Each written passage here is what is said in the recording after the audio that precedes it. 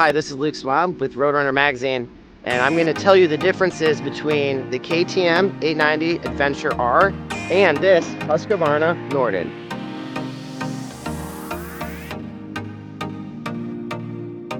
We are just now finishing up a 1-week tour here in Idaho, so we had a week to really sort out the differences between the two bikes and really get a feel for both of them. So let's start with the Norden. I'm on that right now. This bike is a lot wider than the KTM.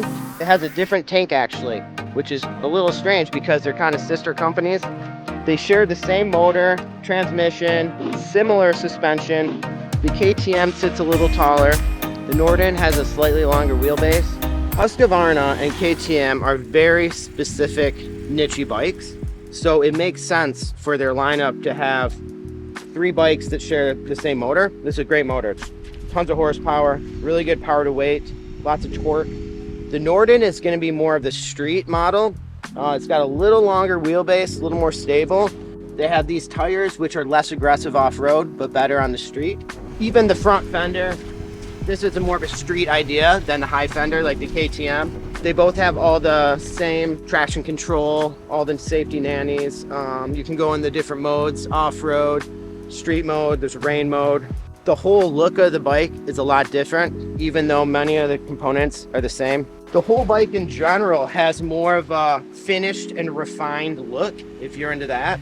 The KTM just looks like a dirt bike. If the KTM wasn't here and we didn't know how awesome that is, we would all be trying to steal this one from each other. But I don't know, man. KTM's got my heart.